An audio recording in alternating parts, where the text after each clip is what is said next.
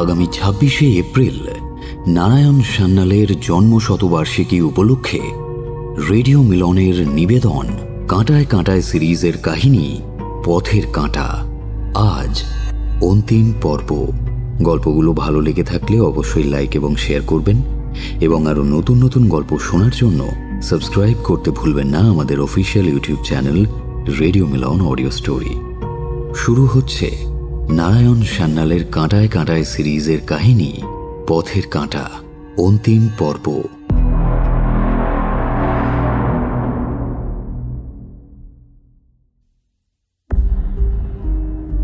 গত সপ্তাহে আপনি শুনেছেন নীলিমা সেন এবং তার বয়ফ্রেন্ড বাসু সাহেবের সাথে দেখা করতে আসে। নীলিমার সমস্যা তার দাদু জগদানন্দ সেন। একসময় তিনি ছিলেন সেগুন কাঠের ব্যবসায়ী, পরবর্তীতে লোহা লক্করের কারবার শুরু করেন। দুহাতে প্রচুর অর্থ উপার্জন করেছেন, কিন্তু নীলিমার মনে হচ্ছে তার দাদুর পুরনো ম্যানেজার মহেন্দ্র বোস 25 বছর পর ফিরে এসে জগদানন্দকে ব্ল্যাকমেল করছেন। বাসু সাহেব কৌশিকের সঙ্গে যোগাযোগ করতে বলেন, কিন্তু দুদিন পর জগদানন্দ নিজে ডেকে পাঠান বাসু সাহেবকে। তিনি একটি উইল তৈরি করতে চান, যাতে বাসু সাহেবের ওকালতি পরামর্শের দরকার। উইল তৈরি হলে দেখা যায় জগদানন্দ নীলিমাকে দিয়েছেন 25,000 টাকা, তার এক ভাইপো যোগানন্দকে দিয়েছেন 50,000 টাকা এবং বসত বাড়িটা তিনি লিখে দিয়েছেন তার প্রাক্তন ম্যানেজার মহেন্দ্র বোসকে। বাসু খোঁজ খবর নিয়ে জানতে পারেন জগদানন্দকে মহেন্দ্র বোস কি নিয়ে ব্ল্যাকমেল করছে। ব্যাপারটা নীলিমার জন্ম ইতিহাস। নীলিমার বাবা যখন বার্মায় গিয়ে তার মাকে বিয়ে করে, সেই সময় তার মা ছিল 5 মাসের অন্তঃসত্ত্বা। এই বংশকলঙ্ক চাপা দিতেই জগদানন্দ তার বাড়িটি লিখে দিতে চেয়েছিলেন মহেন্দ্র বোসকে, কিন্তু তিনি একটি কৌশল আবিষ্কার করেছিলেন। তাতে বাড়ি বিক্রির পাওয়ার অফ অ্যাটর্নি দিয়েছিলেন PK বাসুকে এবং তাকে বলেছিলেন যেদিন ওই উইলটি রেজিস্ট্রি হবে তার আগের দিন বাসু যেন বাড়িটা নীলিমাকে দানপত্র করে দেন। কিন্তু এরই মধ্যে আর এক বিপদ এসে উপস্থিত। জগদানন্দের বার্মা মুলুকের ম্যানেজার ইউসিয়াং এসেও হাজির হয়েছে তার কাছে। তারও বক্তব্য ওই একই, পারিবারিক কলঙ্ক ফাঁস না করার পরিবর্তে টাকা। জগদানন্দ দিশেহারা হয়ে ওঠেন। এর মধ্যেই এক রাতে খুন হলেন জগদানন্দের ভাইপো যোগানন্দ সেন। তারপর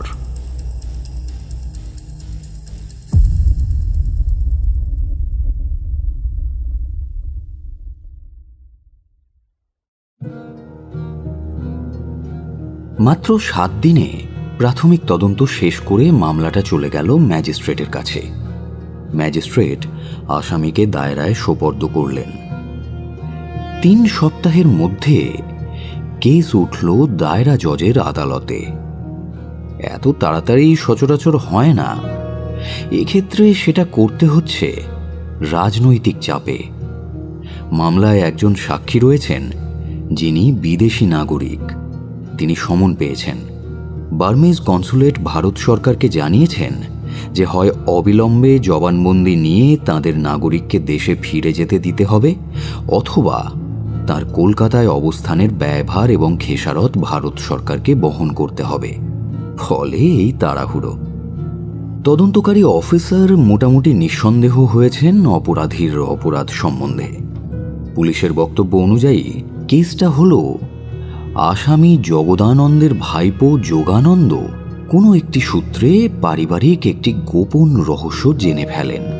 সেই রহস্য ফাঁস করে দেবার ভয় দেখিয়ে তিনি দীর্ঘদিন ধরে জগদানন্দকে শোষণ করছেন। জগদানন্দ ওই উপার্জনহীন ভাইপোটিকে এতদিন খোরপোশ দিয়ে যাচ্ছিলেন বিনা প্রতিবাদে, কিন্তু সম্প্রতি যোগানন্দ চাপ সৃষ্টি করায় বৃদ্ধ একটি উইল করেন।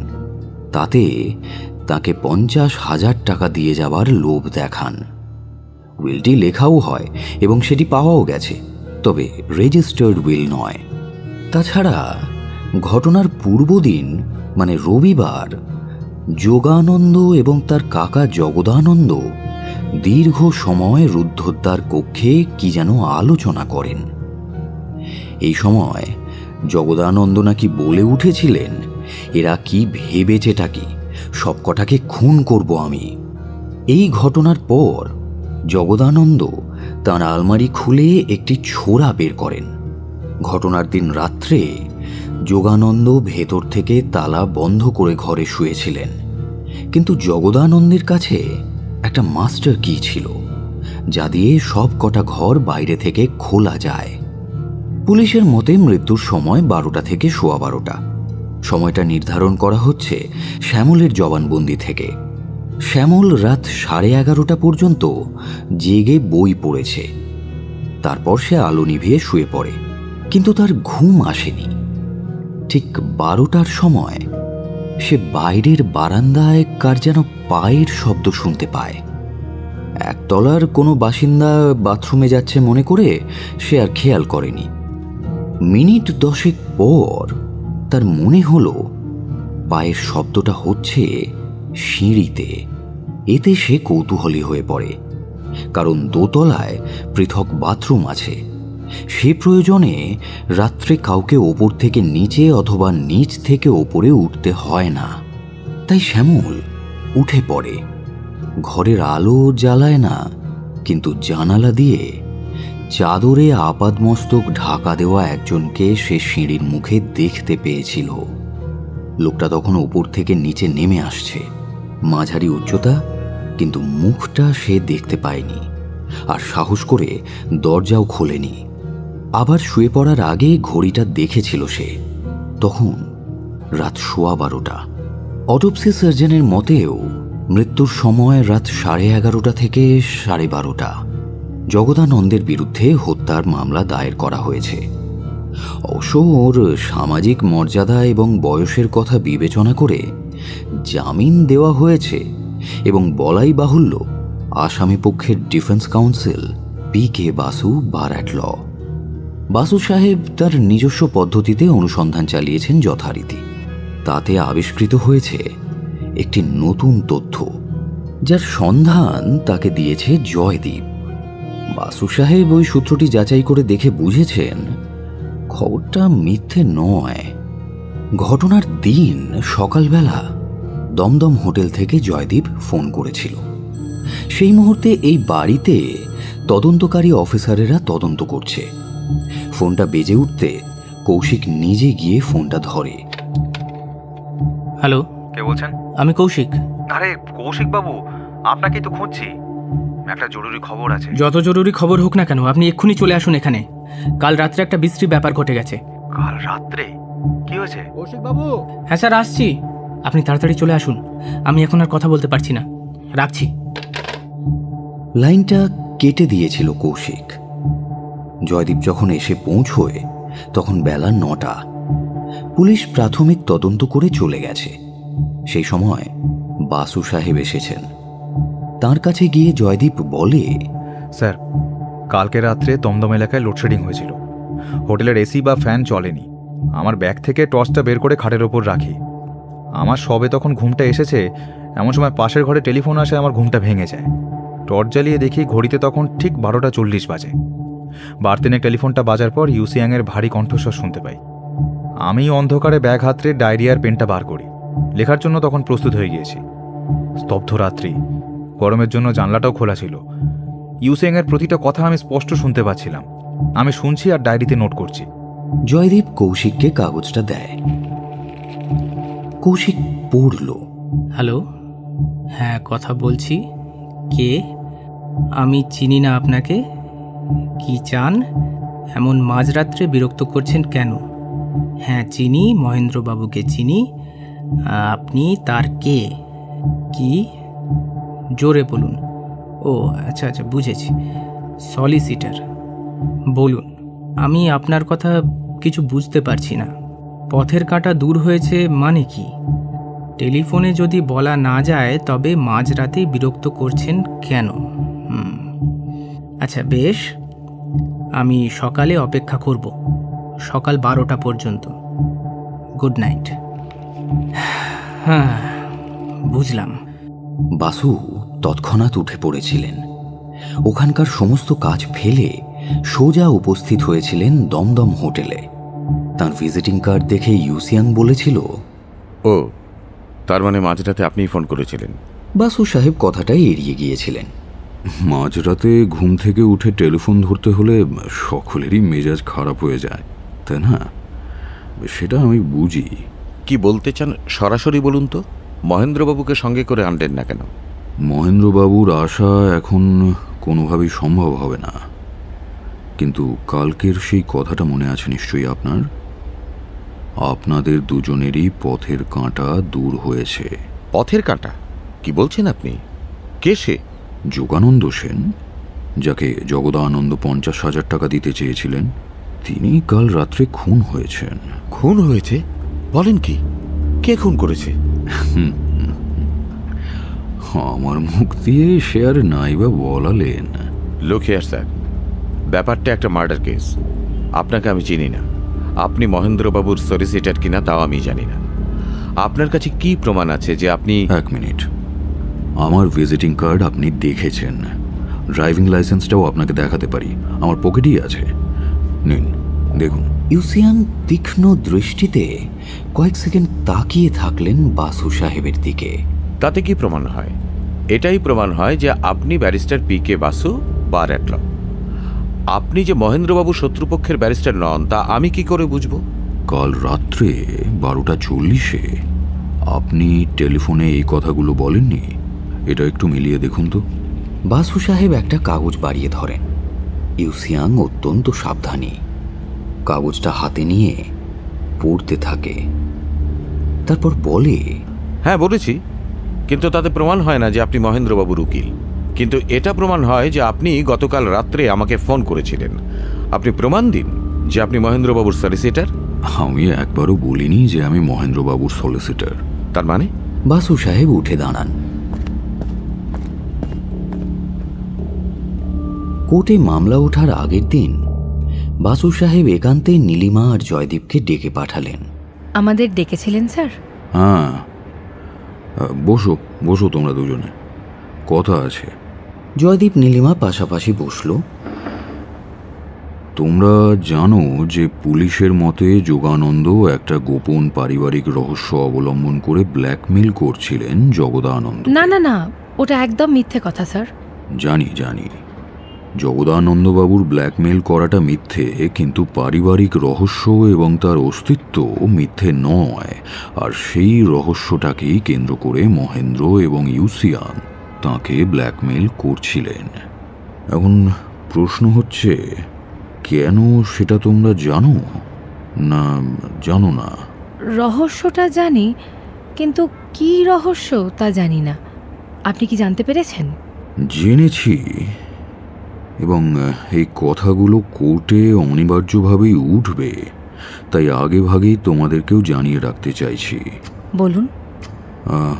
নীলিমা, কথাটা শোনার আগে তুমি মনটাকে একটু প্রস্তুত করো। খবরটা শুনলে তোমার পক্ষে যথেষ্ট শকিং হবে। একটা প্রচণ্ড আঘাত তুমি পাবে, কিন্তু উপায় নেই। এই আঘাত সইবার মতো মনের জোর তোমার আছে, আমি তা বিশ্বাস করি। বলুন আপনি, আমি শুনতে প্রস্তুত। দাদু কাউকে খুন করেছিলেন? না, তাছাড়া অপরাধটা তিনি করেন। উনি তিনি করেননি? তবে তাকে ব্ল্যাকমেল করছে কেন ওরা? ধরো তোমার বাবার নামে অথবা তোমার মায়ের নামে কোনো একটা কথা, যেটা জগদানন্দ গোপন রাখতে চেয়েছিলেন। ঠিক যা বলার এক নিঃশ্বাসে বলে ফেলুন স্যার। দেখো, তোমার বাবার সঙ্গে তোমার মায়ের প্রথম যখন সাক্ষাৎ হয়, তার আগেই তুমি আশ্রয় নিয়েছিলে তোমার মায়ের দেহে। পাথর হয়ে যায় নীলিমা। জয়দীপ বলে ওঠে, তোর এ কথা আমি বিশ্বাসই করি না, যত সব ফালতু কথা। নীলিমার চোখ দুটো জলে ভরে ওঠে। তবে আমার বাবা কে? তা আমি জানি না নীলিমা, আমরা কেউই জানি না, এমনকি তোমার দাদুও জানেন না। নীলিমা হঠাৎ উঠে পড়ে দ্রুত পায়ে ঢুকে যায় বাথরুমে। সশব্দে দরজাটা বন্ধ হয়ে যায়। জয়দীপ স্তব্ধ হয়ে উঠে দাঁড়ায়। বসো ইয়াং ম্যান, বসো। এর জন্য তুমি যদি নীলিমার জীবন থেকে সরে দাঁড়াতে চাও, তাহলে এটাই তোমার সুবর্ণ সুযোগ। নিঃশব্দে চলে যাও। এত বড় আঘাতটা ও যখন সহ্য করতে পেরেছে, তখন তোমার দেওয়া এই আঘাতটাও ও সহ্য করতে পারবে। জয়দীপ চেয়ারে বসে পড়ল, বলল, মিস্টার বাসু, আমি আপনাকে একটা কথা জানাতে চাই। বলো। আমরা বিবাহিত। সে কি? নীলিমা আমার স্ত্রী। কবে থেকে? যেদিন দাদু উইল করে আমাদের শোনালেন তার পরের দিনই। ম্যারেজ রেজিস্টার আমার পরিচিত, তাই বিনা নোটিসে রাতারাতি বিয়ে দিতে তিনি আপত্তি করেননি। কথাটা শুনে বাসু সাহেব তার বলিষ্ঠ ডান হাতখানা টেনে নেন, হ্যান্ডশেক করে বলেন, well then I must say congratulations and happy married life ahead.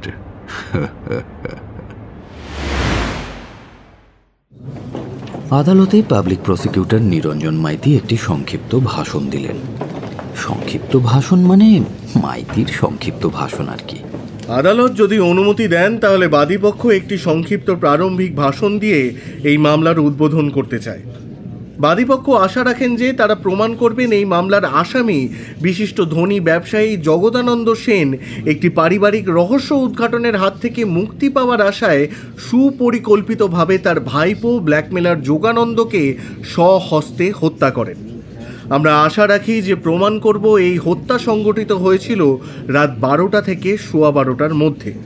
আসামির বয়স এবং মানসিক অবস্থা বিবেচনা করে এক্ষেত্রে লঘু দণ্ড দান করার প্রশ্নই ওঠে না, যেহেতু হিতাহিত জ্ঞান হারিয়ে ফেলে এই হত্যাকাণ্ড করা হয়নি, বরং মৃত যোগানন্দকে 50,000 টাকার প্রতিশ্রুতি দিয়ে লোভ দেখিয়ে নিশ্চিন্ত করে তাকে ঘটনার রাত্রে একতলার বদলে দ্বিতলে নিয়ে এসে যেভাবে আসামি সুপরিকল্পিতভাবে এই নৃশংস হত্যাকাণ্ড সংগঠিত করেন, তাতে তাকে চরমতম দণ্ড দিয়ে মাননীয় বিচারক এই আদালতের মর্যাদা রক্ষা করবেন, বাদীপক্ষ এমনটাই আশা রাখেন। আসামি বৃদ্ধ জগদানন্দ সেন কাঠগড়ায় একটি চেয়ারে বসে আছেন। তার বার্ধক্যের কথা বিবেচনা করে এইটুকু সৌজন্যতা বিচারক দেখিয়েছেন। আসামির মূর্তি ভাবলেশীন। তিনি কি ভাবছেন বোঝা যাচ্ছে না। বিচারক সদানন্দ ভাদুরী এবার প্রতিবাদীদের দিকে ফিরলেন, বললেন, আপনারা কি কোনো প্রারম্ভিক ভাষণ দিতে চান? সচরাচর বাসু সাহেব প্রারম্ভিক ভাষণ দেওয়ার বিপক্ষেই থাকেন, কিন্তু আজ তিনি উঠে দাঁড়ালেন, বলতে শুরু করলেন, আদালত যখন অনুমতি দিয়েছেন তখন প্রতিবাদীর তরফে আমি একটি মাত্র কথা বলবো। আমরা আশা রাখি যে আমরা এটা প্রমাণ করতে পারব যে এই হত্যার সঙ্গে আসামির কোনো সম্পর্ক নেই। কে আসামির স্নেহভাজন ভ্রাতুষ্পুত্রকে হত্যা করেছে তা জানার জন্য আমাদের চেয়েও তিনি বেশি উৎসুক, এবং আমরা এও আশা রাখি যে মৃত যোগানন্দ ব্ল্যাকমেলিং করেননি কোনো দিনই, কাজেই তাঁর হাত থেকে রেহাই পাওয়ার কোনো প্রশ্নই আসে না আসামির তরফে। Thank you my lordship. বাদীপক্ষ এবার তাদের সাক্ষীদের ডাকতে পারেন। বাদীপক্ষের প্রথম সাক্ষী অটোপসি সার্জন। তিনি মৃত্যুর কারণ এবং সময় প্রতিষ্ঠা করলেন। তার বৈজ্ঞানিক বিশ্লেষণে যোগানন্দের মৃত্যু হয়েছে রাত 11:30টার পরে এবং 12:30টার আগে। জগদানন্দের নামাঙ্কিত ছোড়াটিকে তিনি শনাক্ত করলেন। বাসু সাহেব তাকে ক্রস এক্সামিন করলেন না। দ্বিতীয় সাক্ষী ইনভেস্টিগেশন অফিসার ইন্সপেক্টর মুনিশ বর্মন। সে তার সাক্ষ্যে ঘটনার দিন সকালে এসে যা যা দেখেছে তার বর্ণনা দিল। তারপর প্রতিটি লোকের প্রাথমিক জবানবন্দি যা লিখে নিয়েছে তা পড়ে শোনাল। মহেন্দ্রবাবু, বিশ্বম্ভরবাবু, শ্যামল এবং নীলিমার প্রাথমিক এজাহার। অবশ্য কৌশিকের নাম সে উল্লেখ করল না।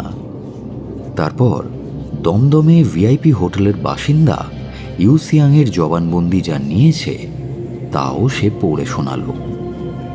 এই প্রসঙ্গে মাইতি প্রশ্ন করলেন, আপনার কাছে কি মিস্টার ইউসিয়াং স্বীকার করেছিলেন যে ঘটনার দিন সকাল 10টার সময় বর্তমান মামলার বাদীপক্ষের counsel mister P K Basu দেখা করেন?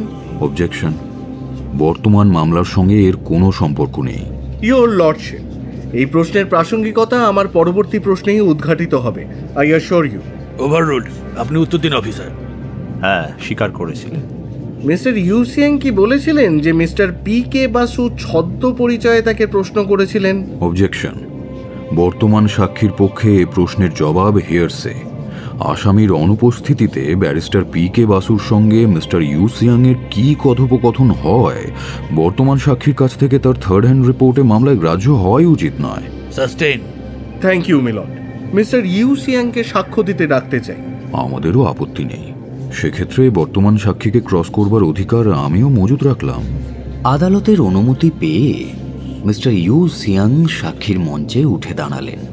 মাইতি প্রশ্নোত্তরের মাধ্যমে প্রতিষ্ঠা করলেন ইউ সিয়াং জগদানন্দের রেঙ্গুনস্থ ম্যানেজার হিসেবে 1920 থেকে 1940 খ্রিস্টাব্দ পর্যন্ত চাকরি করেছে।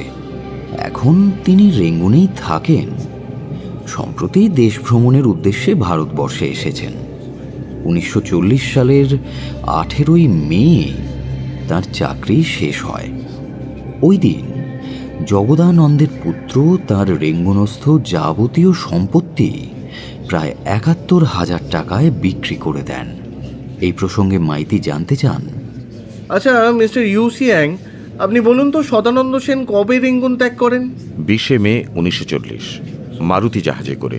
তার সঙ্গে কি তার স্ত্রীও ছিলেন? হ্যাঁ। আপনি কি মনে করে বলতে পারবেন সদানন্দ কোন তারিখে বিবাহিত হন?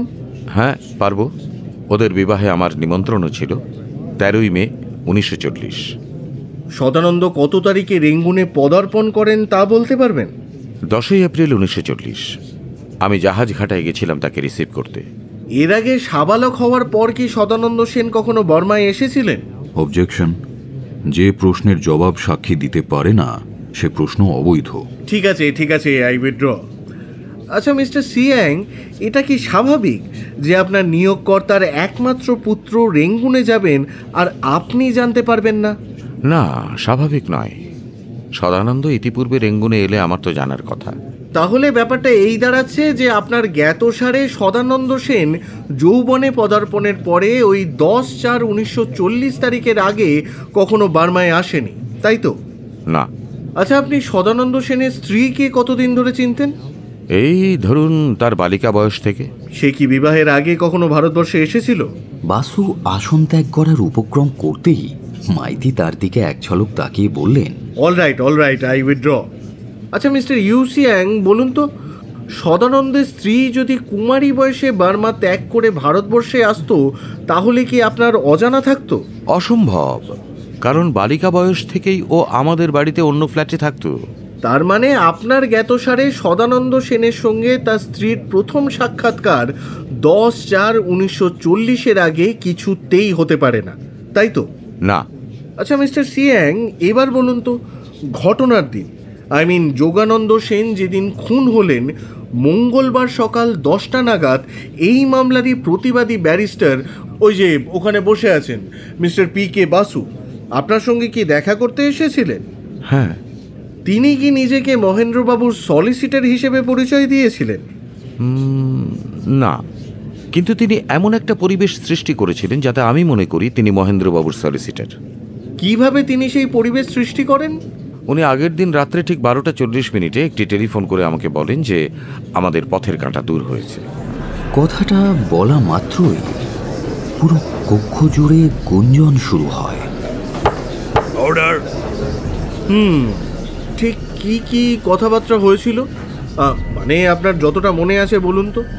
সাক্ষী টেলিফোনের কথোপকথনের একটা বিবৃতি দিলেন এবং বললেন কিভাবে পরদিন ব্যারিস্টার সাহেবের পরিচয়পত্র পাওয়া মাত্রই তিনি ধরে নিয়েছিলেন যে তিনিই মহেন্দ্রবাবুর সলিসিটার। তার মানে আপনি বলতে চাইছেন যে ওই দিন রাত 12:40 প্রতিবাদী barrister mister P K Basu জানতেন যে জগদানন্দ বাবুর বাড়িতে একটা খুন হয়েছে। এই সময় বিচারক বাসু সাহেবের দিকে এক পলক তাকালেন। তিনি আশা করলেন বাসু হয়তো প্রতিবাদ করবেন, কিন্তু বাসু কোনো আপত্তি জানালেন না। সাক্ষী কিছুক্ষণ চিন্তা করে জবাবে বলল, আমি ঠিক জানি না তিনি পথের কাঁটা বলতে ঠিক কি মিন করেছিলেন, তবে রাত 12:40 ওর রহস্যময় টেলিফোন কলে আমি খুবই বিস্মিত বোধ করি। আপনি কি বোধ করেন তা আমি শুনতে চাইছি না। আমি জানতে চাইছি টেলিফোনে ওই মধ্যরাতে আপনাদের যে কথোপকথন হয় তার একটি অনুলিপি কি তিনি পরদিন সকাল 10টায় আপনাকে দেখান? হ্যাঁ, দেখান। Thank you mister Basu, you may cross examine now. আমার প্রথম প্রশ্ন, মিস্টার সিয়াং, আপনি কি ভারতবর্ষে এই মামলায় সাক্ষী দেওয়ার জন্য এসেছিলেন? Order order. নিশ্চয়ই নয়, আমি ভারতবর্ষে এসেছি দেশ দেখতে। আমার পাসপোর্টেও তাই লেখা আছে। হ্যাঁ, সি। তা কলকাতায় পদার্পণের দিনই আপনি আপনার প্রাক্তন নিয়োগকর্তা জগদানন্দ সেনের সঙ্গে দেখা করেন, তাই তো? হ্যাঁ। আচ্ছা মিস্টার সিয়াং, আপনি যখন দেশ দেখতেই এসেছেন তখন কলকাতা শহরটা না দেখে প্রথমেই আপনি জগদানন্দ সেনের সঙ্গে দেখা করেন কেন? সাহেবকে আমার শ্রদ্ধা জানাতে। হাজার হোক তিনি আমার মনিব ছিলেন। ঠিক কথা। আচ্ছা এবার বলুন তো, মহেন্দ্রবাবুকে আপনি প্রথম কোথায় দেখেন? রেঙ্গুনে দেখি মাস 3 আগে। কত তারিখে? তারিখটা ঠিক মনে পড়ছে না। তা মহেন্দ্রবাবু যেদিন ফিরে আসেন সেদিন কি আপনি তাকে সি অফ করতে এয়ারপোর্টে গিয়েছিলেন? হ্যাঁ, গেছিলাম। সেটা কত তারিখ? আমার ঠিক মনে পড়ছে না। মনে পড়ছে না? না, এবার তাহলে বলুন তো মিস্টার সিয়াং, 3 মাস আগে ঠিক কত তারিখে আপনার সঙ্গে মহেন্দ্রবাবুর সাক্ষাৎ হয়, ঠিক কোন তারিখে তিনি ফিরে আসেন তা আপনার মনে নেই, অথচ 35 বছর আগেকার তারিখগুলো আপনার এত নিখুঁতভাবে কি করে মনে আছে? অবজেকশন! এই প্রশ্নের উত্তর সাক্ষী কেমন করে জানবেন? সাস্টেইনড। তাহলে প্রশ্নটা একটু অন্যভাবে পেশ করি। আপনি আগেই বলেছেন যে এই মামলায় সাক্ষী দিতে হবে তা আপনি জানতেন না, আপনি দেশ দেখতে এসেছেন, রাইট? তা সেক্ষেত্রে আমার সহযোগীর প্রশ্নগুলির উত্তর আপনি কেমন করে দিলেন? স্মৃতির উপর নির্ভর করে? মানে না, মানে আমার ডায়েরি দেখে তারিখগুলো ঝাড়িয়ে নিয়েছিলাম আজ সকালে। কিন্তু দেশ দেখতে আসার সময় ডায়েরিতে 35 বছর আগেকার ঘটনা আপনি ঢুকে নিয়ে এলেন। Objection! Overruled. Answer that question. I know আপনি এখানে এসেছিলেন জগদানন্দ সেনকে ব্ল্যাকমেইল করতে। বর্মায় মহেন্দ্রবাবু আপনাকে ওইসব প্রশ্ন করায়, তা থেকে আপনি বুঝতে পারেন এই খবরগুলি দিয়ে জগদানন্দকে ব্ল্যাকমেইল করা যায়। তাই কলকাতা পৌঁছেই আপনি ছুটেছিলেন জগদানন্দের বাড়িতে। Admitted mister Siang, admitted. No no no. এবার ইউসিয়াং কাঁদতে শুরু করে। বাসু তার আক্রমণ পদ্ধতি বদলে ফেলেছেন। অন্য দিক থেকে এবার তিনি শুরু করলেন। ঘটনার দিন, যোগানন্দ সেনকে মৃত অবস্থায় যেদিন সকালে দেখা যায়, সেদিন বেলা 10টার সময় ব্যারিস্টার পি.কে. বাসু যখন আপনার সঙ্গে দেখা করেন, তখন আপনি তাকে প্রথমেই প্রশ্ন করেছিলেন মহেন্দ্রবাবুকে সঙ্গে করে আনলেন না কেন? Yes or no? ইয়েস। তার মানে যোগানন্দ খুন হবার পরে মহেন্দ্রবাবুকে নিয়ে তার সলিসিটরের পক্ষে আপনার সঙ্গে দেখা করতে আসা আপনার কাছে প্রত্যাশিত ঘটনা? না না, তা নয়। মানে আপনি আপনার সাক্ষ্যে এখনই বলেছেন যে পূর্বরাত্রে টেলিফোনে পথের কাঁটা কথাটা শুনে তার অর্থ আপনি বুঝতে পারেননি, তাই না? হ্যাঁ, তাই। এক্ষেত্রে পরদিন যখন ব্যারিস্টার বাসু আপনার সঙ্গে সাক্ষাৎ করলেন, তখন আপনি কি তার কাছে জানতে চেয়েছিলেন পথের কাঁটা বলতে পূর্বরাত্রে তিনি কি মিন করেছিলেন? না, কারণ পথের কাঁটার বিষয়টা কি আপনি তা জানতেন। না না না না না, তা নয়। আমার খেয়াল হয়নি। That's all my lord. আসন গ্রহণ করেন বাসু। ওদিকে মাইতি উঠে দাঁড়ালেন, জজ সাহেবের দিকে তাকিয়ে একবার বাউ করলেন, তারপর বললেন, আমার সহযোগী জেরা যখন শেষ হয়েছে তখন আমি আদালতের কাছে একটা প্রার্থনা জানাবো। বর্তমান সাক্ষীর যে সাক্ষ্যে এইমাত্র আদালতে লিপিবদ্ধ হলো তার একটি অনুলিপি আমাকে দেওয়া হোক। এ থেকে প্রমাণ হয়েছে যে প্রতিবাদী ব্যারিস্টার রাত 12:40 জানতেন যে যোগানন্দ খুন হয়েছেন, কিন্তু তিনি সেই খবরটা পুলিশে দেননি। এ নিয়ে আমি বার অ্যাসোসিয়েশনে মুভ করতে চাই। বিচারক একটু চিন্তা করে বাসু সাহেবকে প্রশ্ন করেন, এই সম্বন্ধে আপনার কোনো বক্তব্য আছে? No my lordship. তবু রুলিং দিলেন না জাস্টিস ভাদুড়ি। একটু ইতস্তত করে তিনি বাসু সাহেবকে প্রশ্ন করলেন, I wish to ask you a point blank question counsel. আপনি কি সত্যি জানতেন যে রাত্রি 12:40 ওই রকম একটা মারাত্মক দুর্ঘটনা ঘটেছে? No my lordship. আপনি কি সত্যি ওই সময় মিস্টার ইউসিয়াংকে ফোন করেছিলেন? আমি ওই সময় অঘরে ঘুমোচ্ছিলাম, ইউর লর্ডশিপ। মাইতি উঠে দাঁড়িয়ে কিছু একটা বলতে যাচ্ছিলেন, কিন্তু জাস্টিস ভাদুড়ি তাকে বসিয়ে দিলেন। Mister PP, please sit down. আপনি আপনার অনুলিপি পেয়ে যাবেন। Please proceed. পরবর্তী সাক্ষী যোগানন্দের শ্যালিকা পুত্র শ্যামল। সে তার সাক্ষ্যে জানালো কিভাবে রাত 12টা থেকে 12:15টার মধ্যে সে একটা ছায়া মূর্তি দেখেছিল। মাইতি প্রশ্ন করলেন, আচ্ছা শ্যামলবাবু, এ কথা আপনার কেন মনে হলো না যে কেউ বাথরুমে যাচ্ছে? সেটা তো স্বাভাবিকভাবেই মনে আসার কথা না, কারণ একতলা দোতলা দু জায়গাতেই বাথরুম আছে। সে কারণে বাথরুম যেতে হলে কাউকে সিঁড়ি দিয়ে ওঠানামা করতে হয় না। I see. আচ্ছা, এই কথা তো সত্যি যে আপনার মেসোমশাই যোগানন্দ বাবু আপনার সঙ্গে নীলিমা দেবীর বিবাহের প্রস্তাব তুলেছিলেন? হ্যাঁ। তাহলে সেই বিবাহ হলো না কেন? তা আমি জানি না। আপনার কোনো আপত্তি ছিল না। তাহলে কি নীলিমা দেবীর আপত্তি ছিল? আমি বলতে পারবো না, কখনো ওনাকে জিজ্ঞাসা করিনি। Thank you milord. আমার সওয়াল এখানেই শেষ। সহযোগী জেরা করতে পারেন। আচ্ছা শ্যামলবাবু, আপনি এইমাত্র বললেন আপনার বাড়িতে রাত্রে বাথরুম যাওয়ার প্রয়োজনে সিঁড়ি দিয়ে ওঠানামা করতে হয় না, তাই তো? আগে হ্যাঁ, সেটাই বলেছি। এবার বলুন তো, কোনো দ্বিতলবাসী ব্যক্তি যদি অন্য কোনো দ্বিতলবাসী ব্যক্তিকে খুন করতে চান, তবে কি সেই প্রয়োজনে তাকে সিঁড়ি দিয়ে ওঠানামা করতে হবে? Objection your honour, it's argumentative. আমার সহযোগী ডাইরেক্ট এভিডেন্সে প্রমাণ করেছেন দ্বিতলে নিদ্রিত কোনো গৃহবাসী বাথরুম যাওয়ার প্রয়োজনে সিঁড়ি ব্যবহার করেন না। জেরায় আমি প্রমাণ করতে চাই দ্বিতলে নিদ্রিত কোনো গৃহবাসী দ্বিতলে নিদ্রিত অপর কোনো ব্যক্তিকে খুন করতে চাইলে সিঁড়ি ব্যবহারের প্রয়োজন হয় না। এতে আপত্তির কি আছে?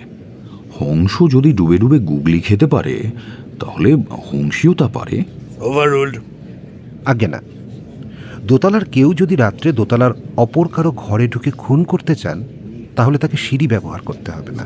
যেহেতু আপনি জানেন যে আসামি এবং জগদানন্দ দুজনেই সেই রাতে দোতলায় শুয়েছিলেন, ফলে সিঁড়িতে আপনি যাকে দেখেছেন সে খুনি হলেও অন্তত আসামি জগদানন্দ সেন হতে পারেন না, তাই নয় কি?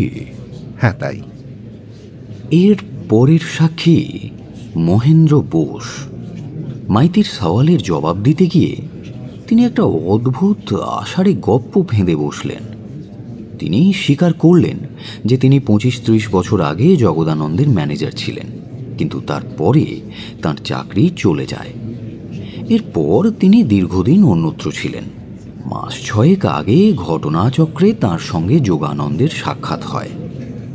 যোগানন্দ নাকি বলেন তিনি তার শ্যালিকার পুত্রের সঙ্গে নীলিমার বিবাহ দেবার চেষ্টা করছেন। তাতে মহেন্দ্র বলেন, যোগানন্দবাবু, আপনি কি জানেন ওই মেয়েটির জন্ম সম্বন্ধে একটা রহস্য আছে? যোগানন্দ বিস্ময় প্রকাশ করেন। তিনি মহেন্দ্রকে যাবতীয় সংবাদ সংগ্রহ করতে বলেন। তাঁরই নির্দেশে মহেন্দ্র নাকি রেঙ্গুনে যান। তারপর নীলিমার জন্মরহস্য সম্বন্ধে যাবতীয় সংবাদ তিনি ইউসিয়াংয়ের মাধ্যমে সংগ্রহ করে ফিরে আসেন, ইত্যাদি ইত্যাদি। সওয়াল শেষ করে মাইতি বাসু সাহেবকে বলেন, আপনি এবার জেরা করতে পারেন। আচ্ছা মহেন্দ্রবাবু, একটা কথা বলুন তো, আপনি যে জবানবন্দি দিয়েছেন সেটা অনুযায়ী 6 মাস আগেও যোগানন্দ নীলিমার জন্মরহস্যের বিষয়ে কিছু জানতেন না, ঠিক তো? হ্যাঁ, ঠিক। তাহলে ছোটবেলায় জগদানন্দ যে যোগানন্দকে আশ্রয় দিয়েছেন, তার ভরণ পোষণ করেছেন, তার কারণ নিশ্চয়ই এটা নয় যে যোগানন্দ ওই গোপন তথ্যটা জানতেন, তাই না? স্যার, আমি আপনার এই প্রশ্নটা ঠিক বুঝতে পারলাম না। হ্যাঁ, আচ্ছা ঠিক আছে, আমি আরেকটু ভালো করে বুঝিয়ে বলছি। জগদানন্দ তার ভ্রাতুষ্পুত্র যোগানন্দকে এতদিন যে ভরণ পোষণ করেছেন তার কারণটা কি? হ্যাঁ, তা তো আমি জানি না। অন্তত কারণ এটা নিশ্চয়ই নয়, মানে তিনি যদি যোগানন্দকে বাড়ি থেকে তাড়িয়ে দিতেন, আমি 6 মাস আগের কথা বলছি, তাহলে কি যোগানন্দ নীলিমার জন্মরহস্যের বিষয়ে কোনো স্ক্যান্ডেল ছড়াতে পারতো? আগে হ্যাঁ, তা তো বটেই, কারণ যোগানন্দ এতদিন তো কিছুই জানতেন না। তার মানে 6 মাস আগে যোগানন্দের আর্থিক অবস্থা ছিল খুবই করুণ, শুধু তার খাওয়া পড়ার চিন্তাটাই ছিল না, এবং ব্ল্যাকমেলিং থেকেও কোনো আয় ছিল না। হয়তো জগদানন্দবাবু কিছু হাত খরচ দিতেন, তাই না? তাই হবে হয়তো, কিন্তু এত কিছু আমি কি করে জানবো? এবার বলুন তো মহেন্দ্রবাবু, প্লেনে করে রেঙ্গুনে গিয়ে তথ্যটা সংগ্রহ করে আনতে আপনার কত টাকা খরচ হয়েছে? মোটামুটি একটা রাফ হিসেব বলুন। 4-5 হাজার হবে? না না না না, অত নয়, ওই মোটামুটি 1000 হবে। খরচটা কে জোগালো? শালিকা পুত্রের বিবাহের ব্যবস্থার তাগিদে নিঃস্ব যোগানন্দ, নাকি আপনি? ইয়ে, না মানে আগে যোগানন্দবাবু নন, আমি নিজে। হ্যাঁ, তাই বুঝি। তা নিঃসম্পর্কীয় যোগানন্দের শালিকা পুত্রের বিবাহ হচ্ছে না দেখে আপনি অত উতলা হয়ে হঠাৎ অতগুলো গ্যাঁটের কড়ি খরচ করে বসলেন কেন মশাই? হ্যাঁ, যোগানন্দবাবু আমাকে বলেছিলেন যে বিয়েটা হয়ে গেলে তিনি আমাকে ভালো মতো ঘটক বিদায় দেবেন। জগদানন্দের সম্পত্তি সবটাই তো পেত ওই শ্যামল। এই দেখুন, এইটা তো আপনি একটা বেভাস কথা বলে ফেললেন মহেন্দ্রবাবু। এত টাকা খরচ করে যখন আপনি রেঙ্গুন যাচ্ছেন, তখন আপনি নিশ্চিত জানতেন যে এই বিয়েটা হবে না। নীলিমার জন্মরহস্য সম্বন্ধে যোগানন্দের সন্দেহ থাকলেও থাকতে পারে, কিন্তু আপনার তো কোনো সন্দেহ ছিল না। বস্তুত বিয়েটা যাতে ভেঙে যায় সেই তথ্য সংগ্রহ করতেই তো আপনি গিয়েছিলেন। স্যার, আমি আপনার এই প্রশ্নটাও বুঝতে পারলাম না। পারছেন না কারণ আপনি ন্যাকা সাজছেন, আদ্যপান্ত মিথ্যে কথা বলছেন। কি বাজে কথা বলছেন? আমি কি মিথ্যে বলেছি? যোগানন্দের অনুরোধে আপনি গ্যাঁটের কড়ি খরচ করে বার্মা যাননি, গিয়েছিলেন ব্ল্যাকমেলিংয়ের রসদ সংগ্রহ করতে, এবং ফিরে এসেই জগদানন্দকে শোষণ করতে শুরু করেছেন। এটা আপনি স্বীকার করুন। না স্যার, আমি কেন ব্ল্যাকমেল করতে যাব? যেটা আমি করব উত্তর আপনি দেবেন, এটাই আদালতের রীতি।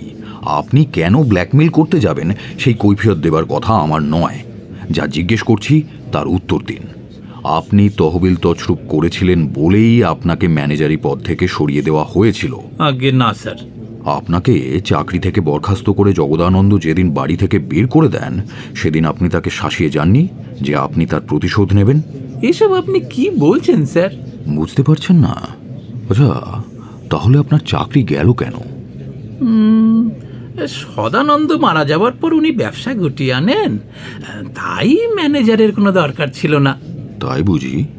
এবার বলুন তো মহেন্দ্রবাবু, জগদানন্দবাবু তার শেষ উইলে কেন আপনাকে তার বসত বাড়িটা দিয়ে যেতে চাইলেন?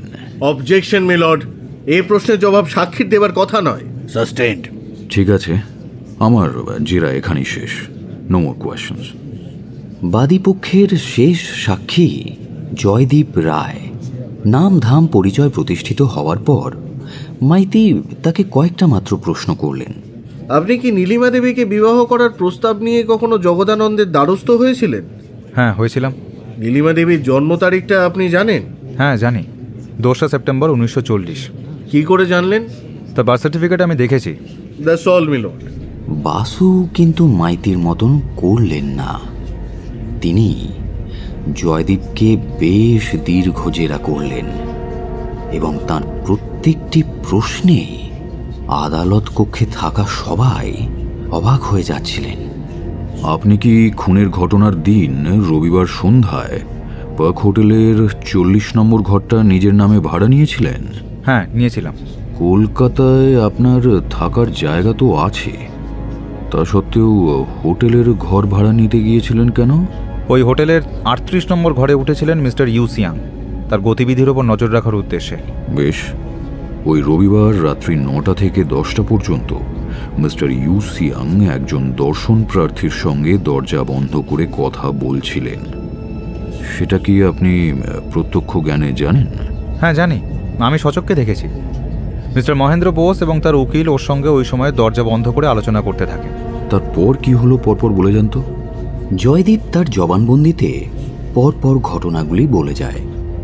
রাত 9:30 ইউসিয়াংয়ের ডিনার, 10টায় ইউসিয়াংয়ের হোটেল ত্যাগ, পরদিন সকালে তার নিজের পার্ক হোটেল চেক আউট, সেখান থেকে দমদমের ভিআইপি হোটেল, রাত 12:40 টেলিফোন মেসেজ লেখার ঘটনা, এবং পরের দিন সকালে বালিগঞ্জ সার্কুলার রোডে এসে বাসু সাহেবকে কাগজখানা দেওয়া।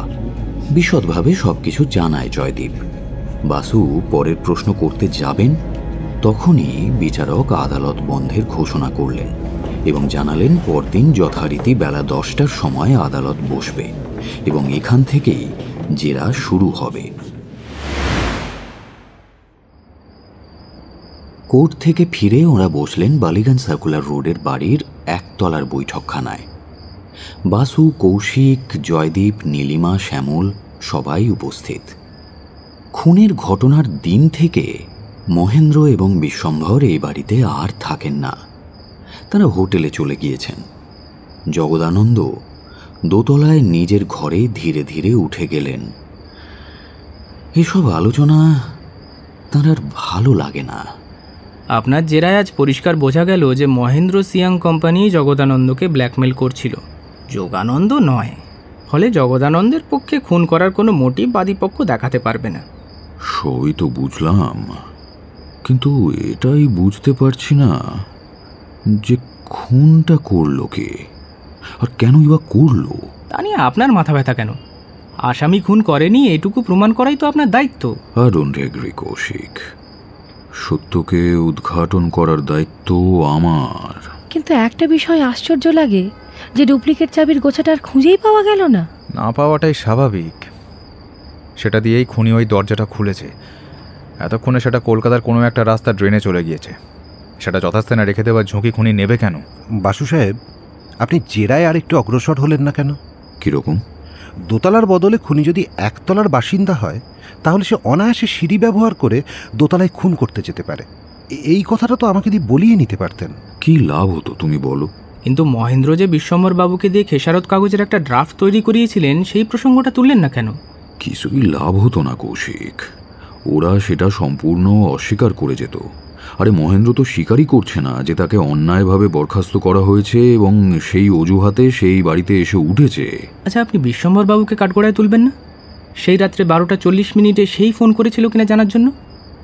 বাসু সাহেব কৌশিকের কথা শুনতেই পেলেন না। চিন্তামগ্ন হয়ে কিছু একটা ভাবছিলেন। হঠাৎ উঠে দাঁড়ালেন। তোমরা কথা বলো, আমি এখনই আসছি বলে দ্রুত তিনি উঠে গেলেন দোতলায়।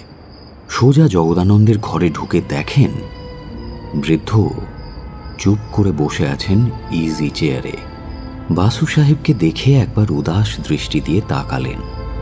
বাসু তার পাশের চেয়ারে বসলেন। সেন সাহেব, আপনি খুব ভালো করে ভেবে বলুন তো, আপনি যে আমার মাধ্যমে এই বসত বাড়িটি আপনার নাতনিকে দান করে গিয়েছেন, এই খবরটা কে কে জানে? আপনি, আমি, কৌশিকবাবু আর যোগানন্দ জানতো। আর একটু মনে করুন তো, আর কেউ কি জানতো? হ্যাঁ, নীলিমাও জানে। সে কি? নীলিমা কি করে জানলো? ওই বুধবার যখন দানপত্রটা রেজিস্ট্রি হয়, তার ঠিক পরদিন মানে বৃহস্পতিবার সন্ধ্যায় আমি নীলিমা আর জয়দীপকে দানপত্রের কথাটা গোপন করে উইলটা দেখাই। তারপর জয়দীপ চলে যায়। ঘণ্টাখানেক পর আমি নীলিমার ঘরে গিয়ে দেখি মেয়েটার টেবিলে মাথা রেখে কাঁদছে। আমি খুব মর্মাহত হই। নীলিমা আমার দিকে তাকিয়ে বলে, দাদু, তুমি ছোট কাকাকে 50,000 টাকা দিয়ে যাচ্ছ, এতে আমি খুব খুশি। এই বাড়িটা তুমি আমাকে দিচ্ছ না তাতেও আমার দুঃখ নেই, কিন্তু কিন্তু তুমি এই বাড়িটা মহেন্দ্রবাবুকে কেন দিচ্ছ সেটাই আমার খারাপ লাগছে। এর থেকে তুমি একটা সৎ কাজে দান করে যাও না দাদু। এই বাড়িতে তোমার নামে অনাথ আশ্রম হোক বা তোমার নামে হাসপাতাল হোক, তুমি যখন থাকবে না তখন তো আর ওই মহেন্দ্র তোমাকে ব্ল্যাকমেল করতে আসবে না। আমি আর স্থির থাকতে পারলাম না, রঙের টেক্কাটা নীলিমাকে দেখিয়ে দিলাম। আমি ওকে বলেছিলাম মহেন্দ্র কোনোদিনই উইলের প্রবেট নিয়ে এই বাড়ি দখল করতে পারবে না, কারণ এই বাড়ির মালিক জগদানন্দ নয়, এ বাড়ির মালিক নীলিমা। সর্বনাশ, কি আশ্চর্য, অ্যামেজিং! এত বড় খবরটা আপনি আমাকে এতদিন বলেননি সেন সাহেব। খবরটা কি এতই গুরুত্বপূর্ণ? আলবাত সাংঘাতিক গুরুত্বপূর্ণ। যোগানন্দকে যে খুন করেছিল তার স্পষ্ট ইঙ্গিত আছে আপনার এই কথার মধ্যে। আজ আসি, নমস্কার। বাসু তাড়াহুড়ো করে ঘর থেকে বেরিয়ে গিয়ে সোজা গাড়ি ধরে কোথায় যেন চলে গেলেন। কাউকে কিচ্ছু জানালেন না। কৌশিক বৈঠকখানার বাইরে উঁকি মেরে দেখে বাসু গাড়ি চালিয়ে বেরিয়ে যাচ্ছেন। এই, উনি এমন করে কাউকে কিছু না জানিয়ে গাড়ি চালিয়ে চলে গেলেন যে? আমি তো ওনার গাড়িতেই ফিরতাম। এর থেকে প্রমাণ হয় বাসু সাহেব একজন সত্যিকারের জিনিয়াস। জিনিয়াসের মগজের 2-4টে স্ক্রু আলগাই থাকে। জগদানন্দের বাড়ি থেকে ফিরে বাসু সাহেব শুনলেন তার জন্য নাকি একজন সাক্ষাৎ প্রার্থী অনেকক্ষণ ধরে অপেক্ষা করছেন। একেই আদালতের ধকল। তারপর সেখান থেকে জগদানন্দের বাড়ি এবং অতঃপর ক্লান্ত দেহে ফিরেছেন নিজের ডেরায়। সন্ধেটা তিনি কিছুক্ষণ একাই থাকেন, স্ত্রীর সঙ্গে গল্পগুজব করে কাটান। এই সময় আগন্তুকের ঝামেলা বরদাস্ত হয় না তাঁর। লোকটা কে আর কি চায় কি? নাম বলতে আপত্তি আছে তার। ধুতি পাঞ্জাবি পরা ভদ্রলোক, বয়স আন্দাজ ৩৫। বলছে ব্যাপারটা গোপনীয়।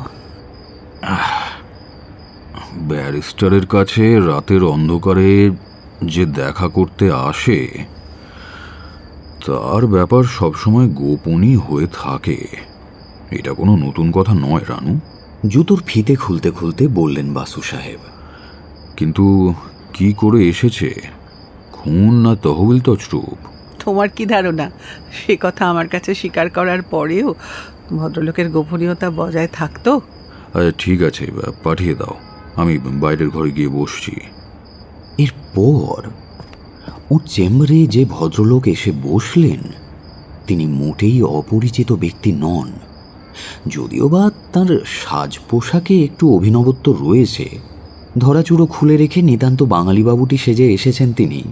কি ব্যাপার মনীষবাবু, এভাবে ছদ্মবেশে হঠাৎ শত্রু শিবিরে?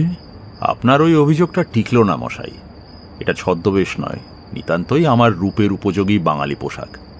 ভূমিকা ভালোই হয়েছে, এবার আসল বিষয়বস্তুতে আসুন। কি ব্যাপার বলুন তো? যে কেসটায় আপনি আর আমি বিপরীত দিকে দাঁড়িয়ে আছি, মানে আমি জগদানন্দবাবুর কথা বলছি।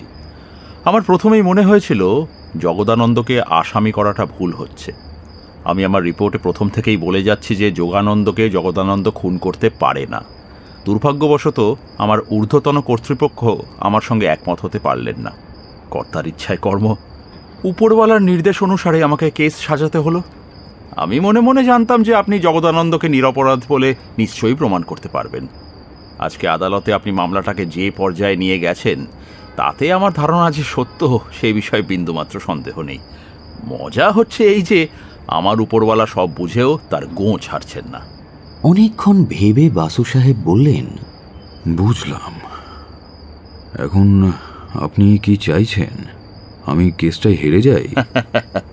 পুলিশের চাকরিতে এটা হচ্ছে বিড়ম্বনা মিস্টার বাসু। আমি কেসটা হারলে আমার চাকরিতে একটা দাগ পড়বে।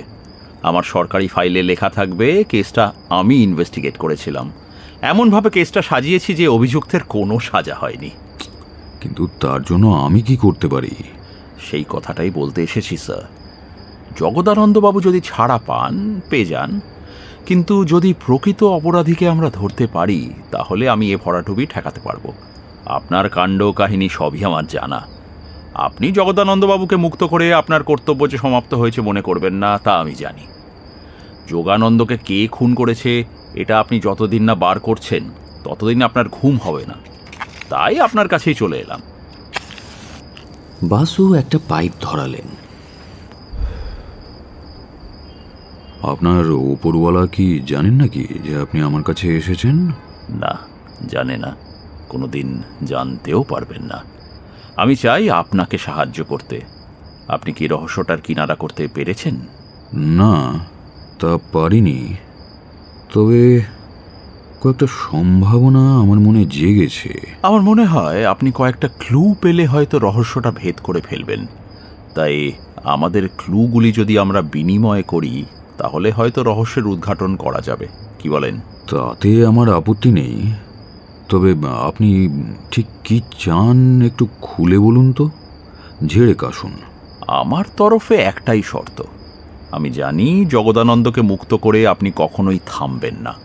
প্রকৃত খুনিকে আপনি বার করবেনই। কি সূত্রে তাকে খুনি চিহ্নিত করলেন সেইটা শুধু আমাকেই জানাবেন। রাজি।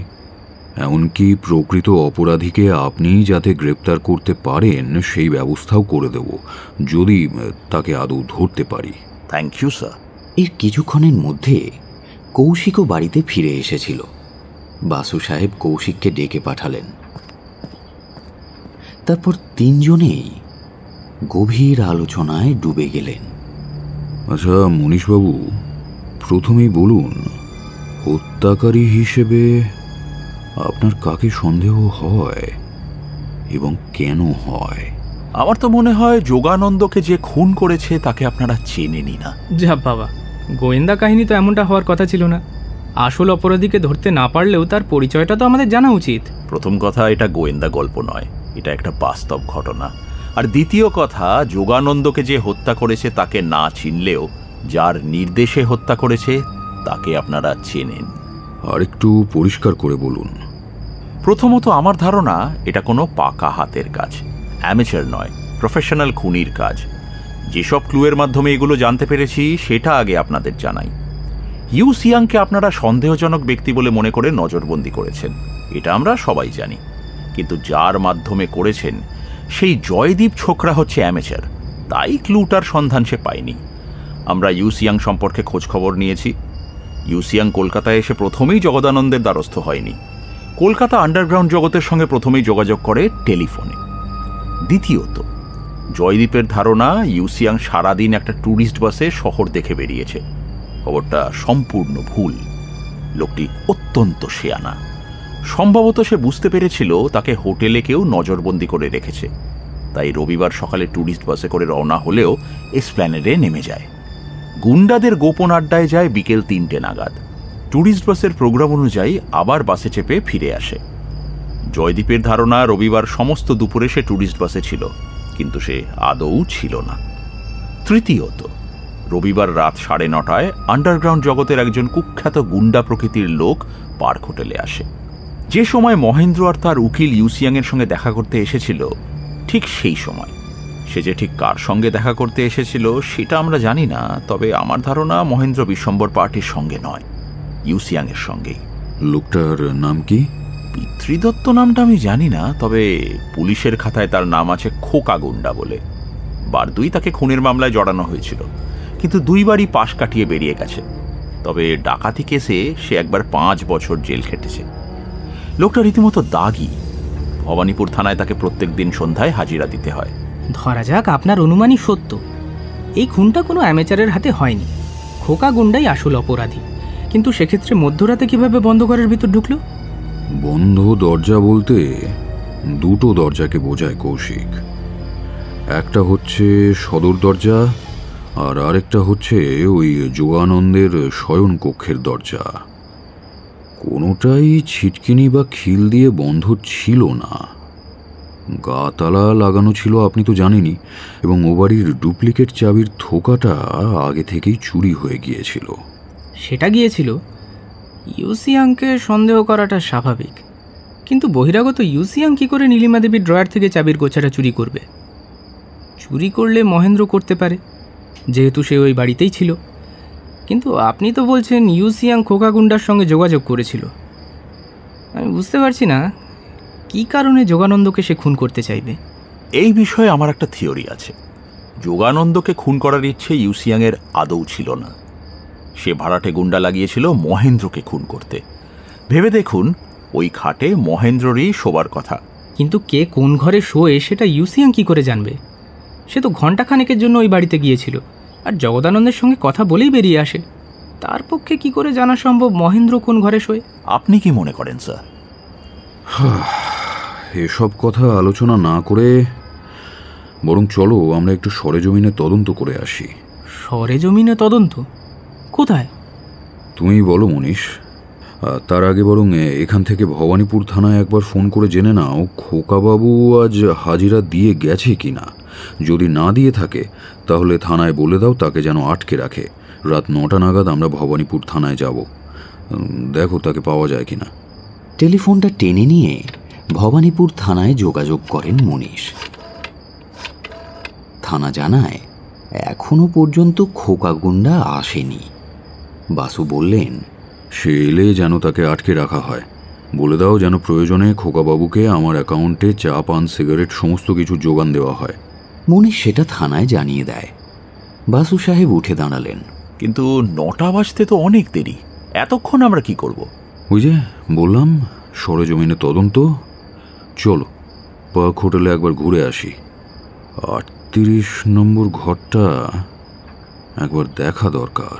যেতে চান চলুন, কিন্তু একটা কথা বলে রাখি, ইউসিয়াং ঘরটা ছেড়ে দিয়েছে রবিবার রাত 10টায়। সেখানে অ্যাস্ট্রেতে কোনো চুরুটের ছাই অথবা ছেঁড়া কাগজ কিছুই পাবেন না। ইতিমধ্যে একাধিক বোর্ডার হয়তো ওই ঘরে থেকে গেছে। আগে ভাগে কি কেউ কিছু বলতে পারে? কবি বলেছেন, যেখানে দেখিবে ছাই উড়াইয়া দেখো তাই, পাইলেও পাইতে পারো অমূল্য রতন। কে কৌশিক, যাবে নাকি? না, এতদিন পরে ওই ঘরটা সার্চ করতে যাওয়ার মতো আমার আর কোনো বাসনা নেই। ঠিক আছে, যেও না, কিন্তু পরে পস্তাবে বলে রাখলাম। চলো হে মনীষ, আমরাই বরং বেরিয়ে পড়ি। ধুতি পাঞ্জাবি পরা সত্ত্বেও পার্ক হোটেলের ম্যানেজার মনীষ বর্মনকে চিনতে পারল। ইতিমধ্যে সে ইউনিফর্ম পরে 2-1বার তদন্ত করে গেছে। বলুন স্যার, কিভাবে সাহায্য করতে পারি? মনীষ বাসু সাহেবের পরিচয় দিলেন, তারপর বললেন, ইনি একবার 38 নম্বর ঘরটা দেখতে চান। ওকে স্যার, একটু দাঁড়ান, আমি একবার দেখে নিই ঘরটা অকুপাইড কিনা। ম্যানেজার রিসেপশন কাউন্টারে ফোন করে জানলেন ঘরটা কিছুক্ষণ আগেই খালি হয়ে গেছে। স্যার, আমিও কি আপনাদের সঙ্গে আসবো? না, তার কোনো প্রয়োজন নেই। আপনি বরং রুম অ্যাটেন্ডেন্টকে আমাদের সঙ্গে দিন।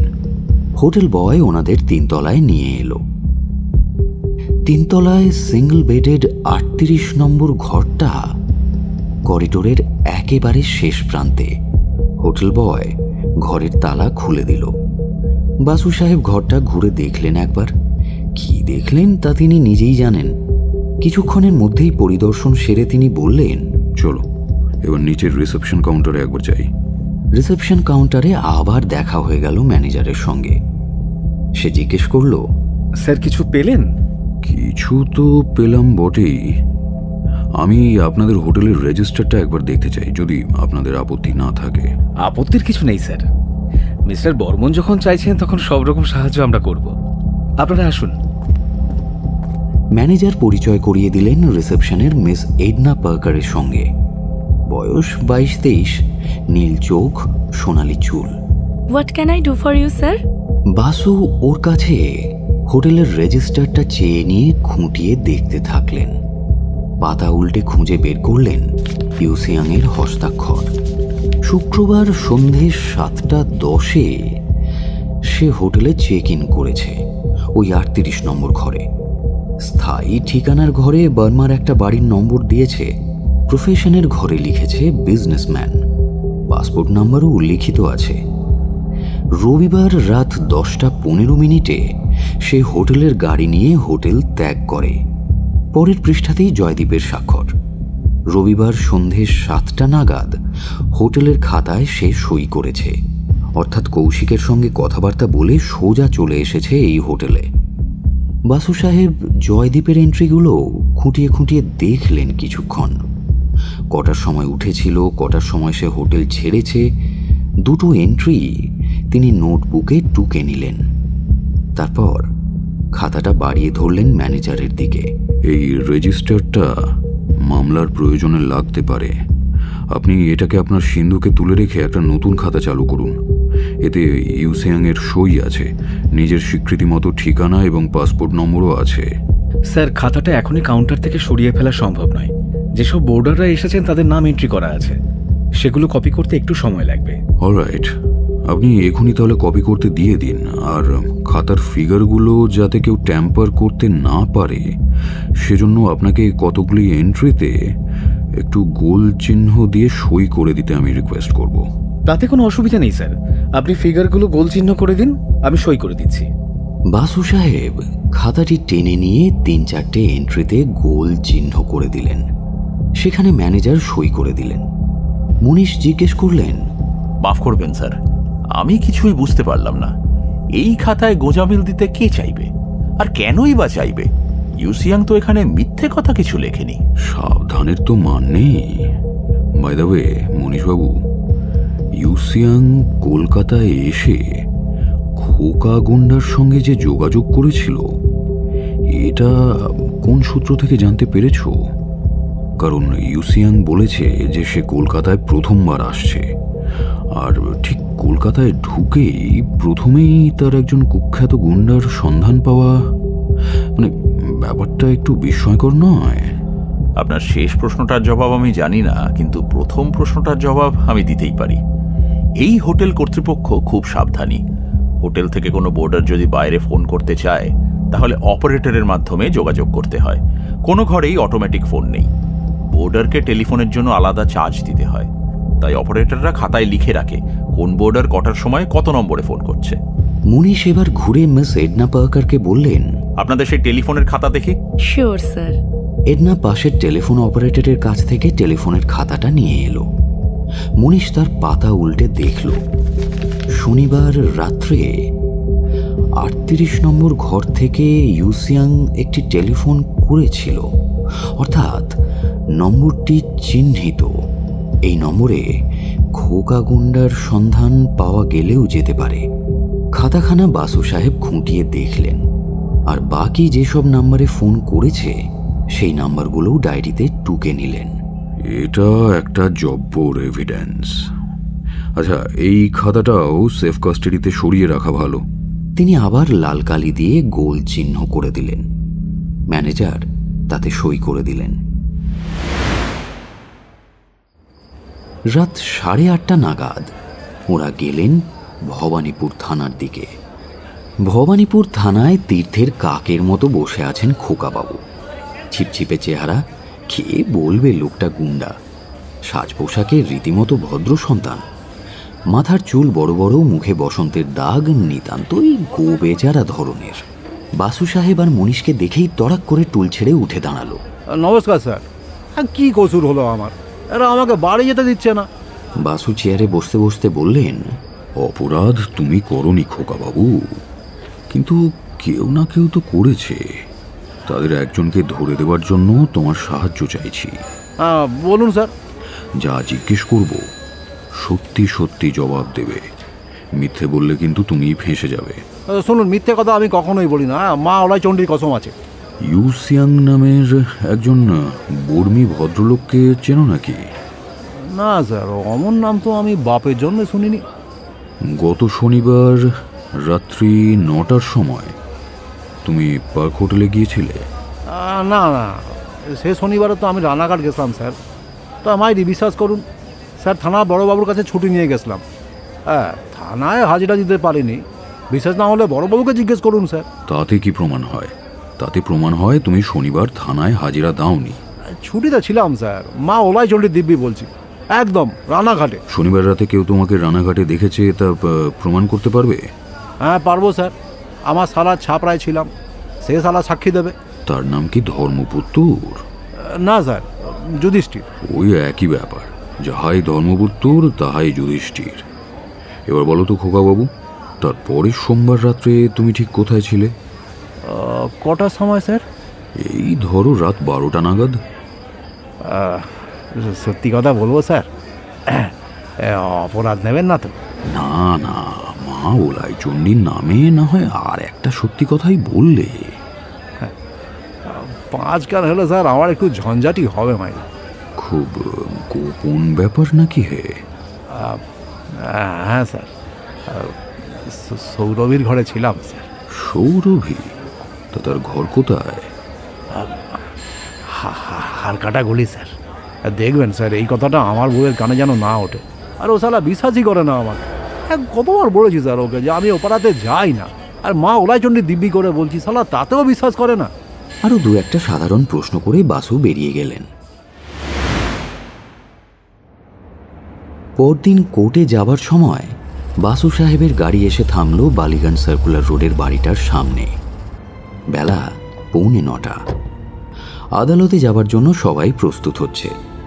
বাসু গটগট করে উঠে গেলেন দোতলায়। জগদানন্দের ঘরে ঢুকে দেখলেন বৃদ্ধ ঠিক কাল রাতে যেভাবে বসেছিলেন ইজি চেয়ারে, ঠিক সেভাবেই বসে আছেন। সেন মশাই, দোষটা আমার নয়, আপনার। আপনি ভাইটাল ক্লুটা আমার কাছ থেকে গোপন করে রেখেছিলেন, আর সেজন্যই এতদিন ধরে কষ্ট পেলেন খামোখা। ওই দানপত্রের খবরটা নীলুকে জানানো? এক্স্যাক্টলি। আপনার ক্লুপেই তো আমি বাকি তদন্তটা করে ফেলেছি। সমস্ত রহস্যটা এখন পরিষ্কার হয়ে গেছে আমার কাছে। আপনাকে গ্যারেন্টি দিচ্ছি, আজ আপনাকে বেকসুর খালাস করে নিয়ে আসব। শুধু তাই নয়, আপনার ভাইপোকে যে খুন করেছে তাকে আজ গ্রেপ্তার করা হবে। আমি সমস্ত ব্যবস্থা করে ফেলেছি। আদালতে পুলিশও প্রস্তুত থাকবে। আপনি তৈরি হয়ে নিন, ভয় নেই। আজই যন্ত্রণার শেষ দিন। জগদানন্দের ঠোঁট দুটো নড়ে উঠল একবার, কিন্তু কিছু বলতে পারলেন না। বাসু জগদানন্দের ঘর থেকে বেরিয়ে নীলিমার ঘরে টোকা দিলেন। নীলিমা তখন সাজগোজ করছিল। দরজা খুলে বাসু সাহেবকে দেখে বলল, এ কি, এ সময় আপনি এখানে হঠাৎ? বাসু বিনা সংকোচে ঘরে ঢুকে ড্রেসিং টেবিলের টুলটা টেনে নিয়ে বসে পড়লেন। বললেন, বসো, তোমাকে কিছু কথা বলার আছে। 2টো সংবাদ দেব, একটা আনন্দের আর একটা দুঃখের। কোনটা আগে শুনতে চাও বলো? অবশ্যই আগে আনন্দের সংবাদটা। অলরাইট। আজ আদালতে তোমার দাদু বেকসুর খালাস হয়ে যাবেন। প্রকৃত অপরাধী কে তা জানা গেছে। সে কি? কে সে? Not now. এবার দুঃখের সংবাদটা জানাই। আজ তোমার একটা বিরাট লোকসানের দিন। বুঝেছি, কিন্তু আমার তাতে কোনো দুঃখ নেই। এ বাড়ির অধিকার না পাই, দাদুর সম্পত্তির কানাকড়ি মাত্র না পাই, আমি কিছু মনে করব না। আমি দুঃখ পাবো না। দাদু যে মাথা সোজা করে বাড়ি ফিরে আসবেন, তাতেই আমার আনন্দ। আমিও সেই প্রার্থনাই করি নীলিমা। ঈশ্বর তোমাকে সেই মনোবলই দিন। বাসু ঘর থেকে বেরিয়ে গেলেন। কাঁটায় কাঁটায় 10টার সময় আদালত বসল। অসমাপ্ত সাক্ষ্য দিতে উঠে দাঁড়াল জয়দীপ রায়। বাসু প্রশ্ন করলেন, মিস্টার জয়দীপ রায়, আপনি জবানবন্দিতে বলেছিলেন যে সোমবার সকালে আপনি পার্ক হোটেল থেকে চেক আউট করে বেরিয়ে যান। ঠিক কটার সময় চেক আউট করেন? সময়টা ঠিক আমার মনে নেই, তবে সোমবার সকালের দিকে 7টা থেকে 9টার মধ্যে হবে হয়তো। Thank you. আচ্ছা জয়দীপবাবু, আপনি কি বিবাহিত? হ্যাঁ। আপনার স্ত্রীর নাম কি? এই প্রশ্নটা অপ্রাসঙ্গিক। সেটা আদালত বুঝবে। আপনি আপনার স্ত্রীর নাম বলুন। মাইতি আপত্তি করলেন না, কিন্তু সাক্ষী নিজেই আপত্তি করল। বিচারকের দিকে তাকিয়ে জয়দীপ সরাসরি প্রশ্ন করে, আমি কি এই প্রশ্নের জবাব দিতে বাধ্য? Of course you are. Joydeep মাথা নিচু করে বলে, নীলিমা সেন। নীলিমা সেন অর্থাৎ আসামির নাতনি? হ্যাঁ, তাই। আচ্ছা জয়দীপবাবু, আপনি কখন বিবাহ করেন নীলিমা দেবীকে? ঘটনার আগের শনিবার। ঘটনার আগের শনিবার? মানে খুনের ঘটনার আগে আপনার হবু স্ত্রী আপনাকে এটা কি জানিয়েছিলেন যে জগদানন্দ একটি দানপত্র যোগে আপনার হবু স্ত্রীকে বসত বাড়িটি দিয়েছেন? সেনবাড়ির মালিক আপনার হবু স্ত্রী? হ্যাঁ বা নাতে উত্তরটা দিন। হ্যাঁ। অর্থাৎ ঘটনার দিন আপনি জানতেন যে উইল মোতাবেক মহেন্দ্রবাবু কোনোদিনই ওই বাড়ির দখল পাবেন না। Yes or no? ইয়েস। আপনি কথাও জানতেন যে উইল মোতাবেক মহেন্দ্রবাবু ছাড়া অন্যান্য বেনিফিশিয়ারি তাদের ভাগ পাবে, অর্থাৎ যোগানন্দ 50,000 টাকা পাবে, তাই তো? হ্যাঁ, এটা না জানার কি আছে। আপনি আরও জানতেন যে উইলটা যদি খোয়া যায় তাহলে আপনার স্ত্রী স্বাভাবিকভাবেই ওয়ারিশ হিসেবে ওই 50,000 টাকাও পাবেন। অবজেকশন মিলর্ড, এগুলো অপ্রাসঙ্গিক প্রশ্ন। ওভাররুলড। জয়দেব বাবু বলুন। হ্যাঁ, আমি জানতাম। এবার বলুন তো জয়দীপ বাবু, সোমবার বিকেল 5টায় আপনি যখন ওই বালিগঞ্জ সার্কুলার রোডের বাড়ি ছেড়ে চলে যান তখনও আপনি জানতেন না যে কৌশিকবাবু সেই রাত্রে ওখানে থাকবেন, যেহেতু জগদানন্দবাবু আপনার প্রস্থানের পরে কৌশিকবাবুকে এই প্রস্তাবটি দেন। Yes or no? হ্যাঁ, তাই। তার মানে এই দাঁড়াচ্ছে যে সোমবার বিকেলে ওই বাড়ি ছেড়ে আসার সময় আপনার জানা ছিল না যে কৌশিকবাবুর রাত্রিবাসের প্রয়োজনে মহেন্দ্রবাবু এবং যোগানন্দবাবু ঘর বদলাবেন। আপনি কি বলতে চাইছেন খুনটা আমি করেছি? আমি কিছুই বলতে চাই না মিস্টার রায়, আমি শুধু শুনতে চাই। না, আমি জানতাম না সেই রাতে কে কোথায় শুচ্ছেন। ওটা আমার প্রশ্নের ঠিক জবাব হলো না জয়দীপ বাবু। আপনি জানতেন না তা নয়, আপনি জানতেন যে যে খাটে যোগানন্দ খুন হয়েছেন সেই খাটে মহেন্দ্রবাবুর শোয়ার কথা ছিল। সোজা হিসেবটা স্বীকার করছেন না কেন? বেশ, তাই হলো, তাই জানতাম আমি। এবং আপনি এটাও জানতেন যে মহেন্দ্রবাবুর বালিশের নিচে রাখা আছে যে উইলটি, সেইটি যদি খোয়া যায় তাহলে আপনার হবু স্ত্রী নীলিমা দেবী, আই বেগ ইউর পার্ডন, ততক্ষণে আপনার স্ত্রী, অর্থাৎ ওটা সোমবারের ঘটনা, হ্যাঁ, আপনার স্ত্রী 50,000 টাকা পাবেন স্বামী হিসেবে, যাতে আপনারও অধিকার বর্তাবে। অবজেকশন ইওর অনার, কি সব অবান্তর প্রশ্ন করে যাচ্ছে? এটা কি বিচার হচ্ছে নাকি? কার বিচার হচ্ছে, আসামির না সাক্ষীর? Objection overruled. Answer that. না, আমি জানতাম না ওই উইলটা কোথায় আছে, আমার জানারও কথা নয়। জয়দীপবাবু, আপনি স্বীকার করুন, সেদিন রাত্রি 12টার সময় বালিগঞ্জ সার্কুলার রোডের বাড়িতে আপনি ফিরে আসেন ডুপ্লিকেট চাবি দিয়ে। ডুপ্লিকেট চাবি আমি কোথায় পাবো? আপনার স্ত্রীর শয়নকক্ষের ড্রয়ারে, যে ঘরে কেবলমাত্র আপনারই প্রবেশাধিকার ছিল। জয়দীপবাবু, ডোন্ট ইন্টারাপ্ট, আপনি বলুন রাত্রি 12টায় ওই বাড়িতে ফিরে আসেন কিনা। Yes or no? No, an emphatic no. রাত 12টায় আমি ওখান থেকে অনেক অনেক দূরে, অন্তত 15 মাইল দূরে দমদমে ভিআইপি হোটেলের 22 নম্বর ঘরে রাত 12:40 যেখানে মিস্টার ইউ সিয়াং ফোন ধরেছিলেন তার ঠিক পাশের ঘরেই রয়েছি। ওয়েল, দ্যাটস ইউর অ্যালিবাই, আপনার বজ্রবাঁধুনি রক্ষা কবচ। ঘটনার মুহূর্তে আপনি ছিলেন দমদমে, তাই না? সাক্ষী কোনো জবাব দেয় না, জ্বলন্ত দৃষ্টিতে তাকিয়ে থাকে প্রশ্নকর্তার দিকে। বাসু বিচারকের দিকে ফিরে বলেন, মাই লর্ডশিপ, এই ঘটনার পারম্পর্য রাখতে আমি বর্তমান সাক্ষীকে সাময়িকভাবে অপসারণ করে অপর এক সাক্ষীর সাক্ষ্য নিতে চাই। No objection. মাইতি তাতে আপত্তি করে না। এবার সাক্ষ্য দিতে এলেন মিস এডনা পার্কার, পার্ক হোটেলের রিসেপশন কাউন্টার কর্মী। বাসু সাহেব তার নামধাম পরিচয় প্রতিষ্ঠা করে জিজ্ঞেস করলেন, মিস পার্কার, আপনি কি গত মাসে পার্ক হোটেলের রেজিস্টারটা সঙ্গে করে এনেছেন? এনেছি। ওটা দেখে আপনি আদালতকে কি জানাবেন যে গত রবিবার ঠিক কটার সময় জয়দীপ রায় স্বনামে আপনার হোটেলে ওই 40 নম্বর ঘরটি বুক করেন? সন্ধে 7টায়। অলরাইট। আচ্ছা, কবে এবং কটার সময় তিনি ওই ঘরটি ছেড়ে দেন? মঙ্গলবার সকাল 7টায়। জাস্ট আ মিনিট, ঠিক করে দেখে বলুন মিস পার্কার, সোমবার সকাল 7টা নয় তো? না স্যার, মঙ্গলবার সকাল 7টায়। আচ্ছা, ওই তারিখ এবং সময়টা কি লাল কালিতে গোল্লা করে দাগ দেওয়া আছে এবং তার পাশে কি একটি সই আছে? যদি থেকে থাকে তাহলে সেটা কার সই? হ্যাঁ স্যার, গোল করে দাগ দেওয়া আছে, তাতে সই করে দেওয়াও আছে।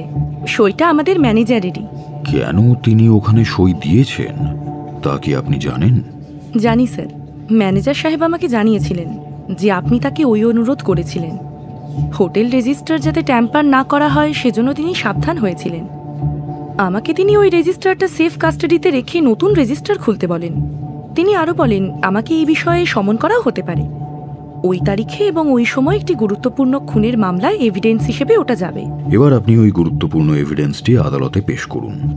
আচ্ছা, বোর্ডারদের টেলিফোন কলের বিল তৈরি করার জন্য যে রেজিস্টারটা রাখা হয়, আপনি কি সেটা সঙ্গে করে নিয়ে এসেছেন?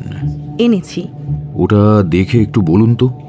সোমবার না, ইংরেজি মতে মঙ্গলবার রাত্রি 12:40 ওই 40 নম্বর ঘর থেকে দমদম ভিআইপি হোটেলে কি একটা টেলিফোন করা হয়েছিল? সাক্ষী কি জবাব দিলেন তা শোনা গেল না, কিন্তু তার ঠিক পূর্ব মুহূর্তেই কোর্টে প্রবেশ পথে কি একটা হাঙ্গামা বেঁধে গেল। এদিক ওদিক হইচই ছুটোছুটি শুরু হয়ে গেল। বিচারক হাতুড়ির শব্দ করলেন, তবুও গণ্ডগোল থামল না। একজন কোর্ট পেয়াদা ছুটে এসে বিচারকের কানে কানে কি একটা নিবেদন করলেন। বিচারক তৎক্ষণাৎ উঠে দাঁড়িয়ে বললেন, court is adjourned for half an hour. এতক্ষণে ব্যাপারটা জানতে পারা গেল। আদালত থেকে কি একজন সাক্ষী ছুটে পালিয়ে যাওয়ার চেষ্টা করছিল। পুলিশ প্রস্তুতি ছিল। আদালত এখতিয়ারভুক্ত এলাকা পার হতেই লোকটাকে পুলিশ ইন্সপেক্টর মনীষ বর্মন জাপটে ধরেন। কিছুক্ষণ ধস্তাধস্তির পর দেখা যায় লোকটি জয়দীপ রায়। পুলিশ তাকে গ্রেপ্তার করে।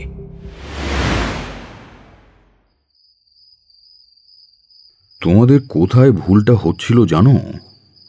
ফোন করার পূর্ব মুহূর্তে জয়দীপ জানত যে সে মহেন্দ্রকে খুন করেছে, যোগানন্দকে নয়। ওরা যে ঘর বদলেছে সে কথা তো সবাই জানতো না শুধু 3 জন, আমি, ইউসিয়াং আর জয়দীপ। জয়দীপ দাদুর ছোড়া দিয়ে মেসোমশাইকে খুন করবে এটা তো ভাবাই যায় না। দ্বিতীয় কথা, জয়দীপের খুন করার আসল উদ্দেশ্য শুধু মহেন্দ্রকে হত্যা করা নয়। মহেন্দ্রর বালিশের নিচে যে উইলটা আছে সেটা হস্তগত করা এবং সেই সঙ্গে জগদানন্দবাবুকে ফাঁসিতে ঝোলানো। একটা কথা নিশ্চয়ই তোমরা স্বীকার করবে যে যোগানন্দের বদলে মহেন্দ্র যদি ওই ছোড়ায় খুন হতো তাহলে কিন্তু জগদানন্দ জামিন পেতেন না। বর্তমান মামলায় যোগানন্দ খুনের কোনো মোটিভ খুঁজে পাওয়া যায়নি। জোড়াতালি দিয়ে পুলিশ যে কেসটা সাজিয়েছে সেটা ধোপে টিকল না, টেকার কথাও নয়। কিন্তু যোগানন্দের বদলে মহেন্দ্র যদি খুন হতো তাহলে জগদানন্দকে বাঁচানো প্রায় অসম্ভব হতো। তাহলে জয়দীপ পার্ক হোটেল থেকে এসে খুন করার পর রাত্রি 12:40 দমদমে ফোন করলো কেন? ভেবে দেখো কৌশিক, ধাপে ধাপে ভাবো। প্রথমত, জয়দীপ প্রথম কি পরিকল্পনা করেছিল? মহেন্দ্র নিহত হবে জগদানন্দের ছোড়ায়, মহেন্দ্রের বিছানার তলা থেকে উইলটা চুরি যাবে, জগদানন্দ ফাঁসিতে ঝুলবেন এবং উইল না থাকায় সমস্ত সম্পত্তির মালিক হবেন তার স্ত্রী অর্থাৎ সে নিজে। কিন্তু খুন করে সে ভুলটা বুঝতে পারল। হয়তো টর্চের আলো এসে দেখেছিল যে খুন হয়ে গেছে যোগানন্দ। তখন আর কিছু করার নেই। মহেন্দ্র কোন ঘরে শুয়েছে সেটা সে জানত না, ফলে দ্বিতীয় খুন করার মতো সাহস তখন তার নেই। সে পালিয়ে গেল পার্ক হোটেলে। হোটেলের ঘরটা সে ছাড়েনি, যদিও দমদমে সোনামে সে একটা ঘর নিয়েছিল এবং খুব সম্ভবত অ্যাটাচি কেস নিয়েই এসেছিল। তার ভেতরে গায়ের রক্তাক্ত চাদরটা সে লুকিয়ে নিয়ে যায় এবং খুব সম্ভবত সর্বাঙ্গে চাদর মুড়ি থাকায় তার গায়ের জামা কাপড়ে রক্ত লাগেনি।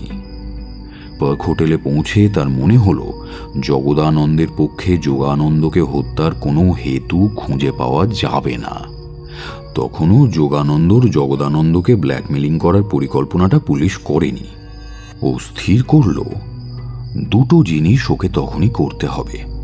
প্রথমত, নিজের জন্য একটা মোক্ষম অ্যালিবাই তৈরি করা, এবং দ্বিতীয়ত সন্দেহটা মহেন্দ্র এবং বিশ্বম্ভর পার্টির ঘাড়ে চাপিয়ে দেওয়া। তারই ফলশ্রুতি ওই টেলিফোন। পার্ক হোটেল থেকে সে দমদমে ফোন করে ইউসিয়াংকে এবং জবাবগুলো লিখে রাখে। বলে দমদমের হোটেলের পাশের ঘর থেকে জবাবগুলো নাকি সে শুনে শুনে লিখেছে। তা না হয় বুঝলাম, কিন্তু আপনি কেমন করে সন্দেহ করলেন? ওই টেলিফোন কলটা থেকেই। কে ওটা করতে পারে? কেন, বিশ্বম্বর বাবু, মহেন্দ্র, ওরাও তো করতে পারতো। না না না না, ভুল বলছো কৌশিক। প্রথম কথা, ওরাই যদি খুন করে থাকে তবে ওরা মধ্যরাত্রে কেন জানাতে যাবে ইউসিয়াংকে? কাজের কথা তো কিছু ছিল না, একমাত্র সকালবেলা একটা অ্যাপয়েন্টমেন্ট করা ছাড়া আর তো বিশেষ কিছুই সেখানে বলা নেই। তার জন্য মাঝরাতে ওরা ওই ভাষায় টেলিফোনে কথা বলবে, পথের কাঁটা দূর করার কথা। দ্বিতীয়ত, রাত 12টায় খুন করে তার 40 মিনিট পরে কোথা থেকে ওরা ফোন করলো? বাড়ির ফোন নিশ্চয়ই ব্যবহার করবে না। ফোনটা আছে বৈঠকখানায়, তার সামনেই শ্যামল শুয়ে আছে। অবশ্য তুমি বলতে পারো যে ওদের কাছে সদর দরজার ডুপ্লিকেট চাবি আছে, কিন্তু তাতেই বাকি। অত রাত্রে পাবলিক টেলিফোন বুথ ওরা পাবে কোথায়? কোনো পেট্রোল স্টেশন কিংবা কোনো ওষুধের দোকান থেকে কি অমন ভাষায় ফোন করা সম্ভব? ঠিক। তাহলে ফোন করার উদ্দেশ্য আর কিচ্ছু নয়। আমার মনেই হলো জয়দীপ ওইভাবে প্রমাণ রাখতে চেয়েছে যে রাত 12:40 সে ছিল দমদমের হোটেলে। বুদ্ধিটা অবশ্য ভালোই করেছিল, কিন্তু একটি মাত্র ভুল করে সে ধরা পড়ে গেল। কি ভুল? সে আমাকে চিনতে পারেনি। সে স্বপ্নেও ভাবেনি যে আমি পার্ক হোটেলে গিয়ে রেজিস্টারের খাতাটা দেখে আসব। কিন্তু আপনি আমাদের বিয়ের কথাটা কেমন করে জানলেন? আমি তো আপনাকে কখনো কিছু বলিনি। জয়দীপ বলেছিল, এবং সেটাও তার আর একটা ভুল। বাসু চলে আসার আগে নীলিমা তাকে একান্তে ডেকে পাকড়াও করে বলল, আর একটা কথা ব্যারিস্টার সাহেব, আপনি বলেছিলেন না আদালতে আমি প্রচণ্ড একটা লোকসানের মধ্যে পড়ব? ওটা আপনারও ভুল হয়েছিল। প্রেমে আমি এমন অন্ধ হয়ে যাইনি যে খুনি জেনেও আমি জয়দীপকে ক্ষমা করব। সে বিষয়ে আমার সন্দেহ ছিল। যতই আধুনিকা হও না কেন, তোমার রক্তে যে ভারতীয় নারীর ট্র্যাডিশন। ওটা আপনার ভুল হচ্ছে ব্যারিস্টার সাহেব। দস্যু রত্নাকরের সহধর্মিণীও ভারতীয় নারী। জয়দীপ যদি উত্তেজনার বশে খুন করে বসতো তাহলে হয়তো আমি, কিন্তু সে ঠান্ডা মাথায় খুন করেছে, সুপরিকল্পিতভাবে। সে আমার ক্ষমা পাওয়ার যোগ্য ছিল কি? You're right. Absolutely right. Thank you. আচ্ছা, বাই দ্য ওয়ে, তুমি শেষের কবিতা পড়েছো? হঠাৎ এই প্রশ্ন কেন? শেষের কবিতার শেষ কবিতার মুদ্রা কথাটা কি বলতে পারবে? পরশুরামের মতে, উৎকণ্ঠ আমারে লাগিয়ে কেহ যদি প্রতীক্ষিয়া থাকে, সেই ধন্য করিবে আমাকে। ঠিক কথা, একদম ঠিক কথা। আমি ভগবানের কাছে প্রার্থনা করি অতঃপর তোমার জীবন শ্যামলে শ্যামল হোক আর নীলিমায় নীল হয়ে উঠুক।